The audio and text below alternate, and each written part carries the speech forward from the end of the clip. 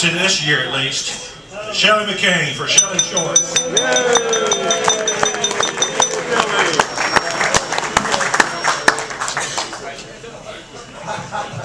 Did those rules change? Whoa. Did those rules change since Coach Kiffin was here?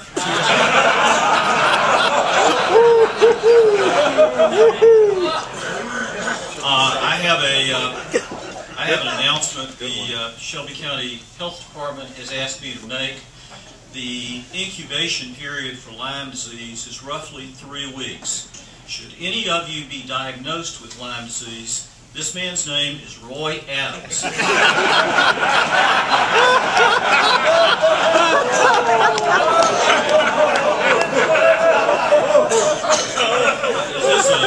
you trying to be Davy Crock? Is that the...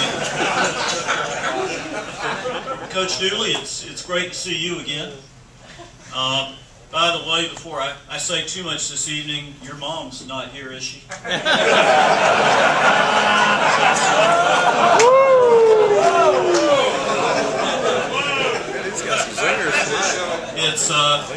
It's also great. We expected a big turnout of UT graduates tonight, but I think the size of the crowd exceeds our estimates. I guess the board, our original plans were to bring in some job counselors if we had a big UT crowd, but we didn't do that. Well, it's been a great year for the SEC. 4 of the top 10 teams in the final BCS poll from the conference.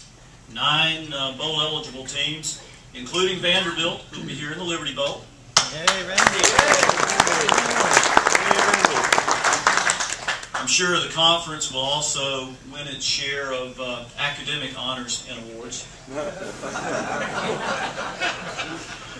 A 6th BCS championship is in the bag. We just don't know whether it will be Alabama or LSU.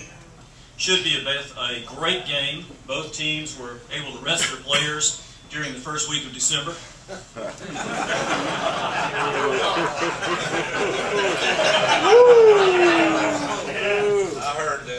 Unfortunately, an athlete from Alabama did not win the 2011 Heisman Trophy. The speculation among people who follow that sort of thing is that the Heisman voters were nostalgic for the days when the trophy went to an amateur.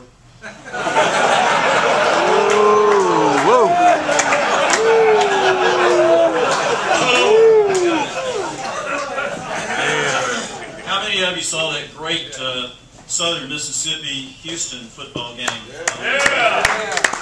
You know, the University of Houston had a clear path to the BCS and $11 to $13 million of shared revenue that would have come into Conference USA had they won. But they didn't, and so our University of Memphis won't be seeing their share. And I've been asked to remind all of you then, to the fans, to continue collecting those aluminum cans and plastic bottles. Well, this is the time of year when Hanukkah comes early for a lot of head coaches, and by that I mean there are a lot of coaching changes out there which have brought with them big dollars.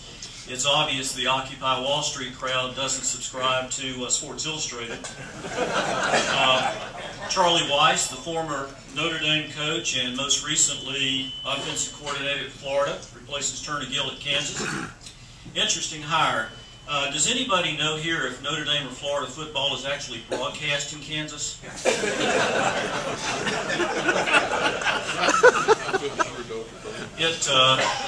It appears the University of Memphis made an excellent choice in hiring Justin Fuentes from TCU, and things are beginning to change already. He's only been on the job for a weekend, and you can see the gap between Memphis football and Memphis basketball beginning to narrow.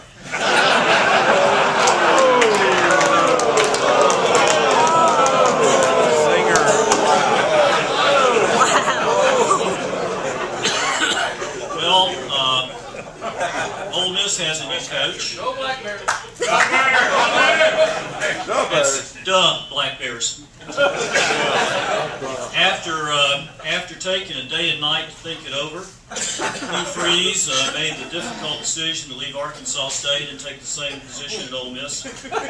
I know some Ole Miss fans were nervous about whether Freeze would leave Jonesboro for Oxford, but in the end, the lure of coaching in the SEC and making 6.5 times his old salary were too compelling.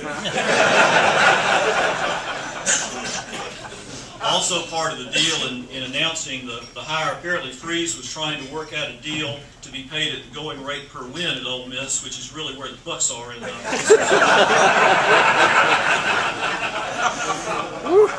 In his first press conference, Coach Freeze asked for shared sacrifice among the Ole Miss faithful, specifically no drinking in the Grove before and after games.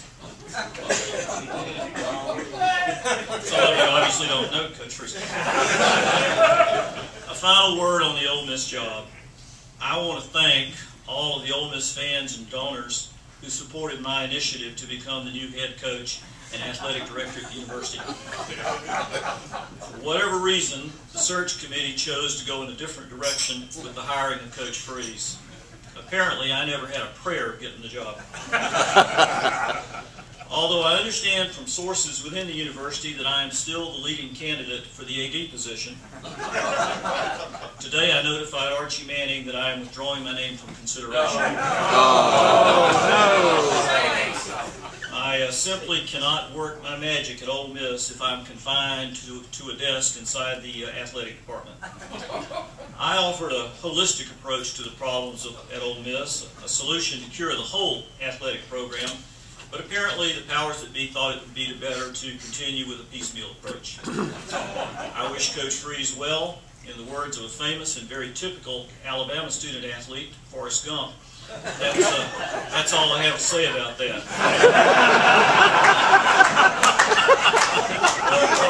And just a couple of wrap-up things. Father Viron has requested that I make a quick ecumenical announcement.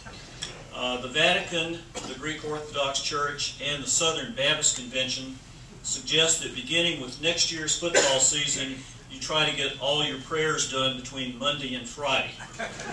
With Coach Freeze at Ole Miss and Tim Tebow starting for the Broncos, God's weekends are going to be very busy.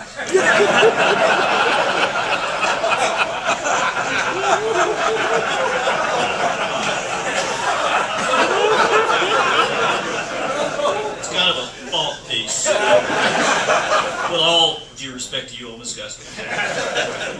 Coach Dooley, first thing I'm glad to see we've got the UT banners at eye level and not on the ceiling. I noticed get a little bouncy when they're up on the ceiling. Well, it's a brave new world out there, and there are no private moments if somebody has a cell phone. I guess you should just be happy that last year's demonstration of proper shower hygiene didn't go viral on YouTube. I understand the temptation to make fun of the closest thing UT has to a rival when you think no one can see. But as a lawyer, you have to remember the law of unintended consequences. When you poke the Commodore, you put the jobs of countless UT graduates, present and future, at risk. Thank you very much. Thank you so much, Shelley.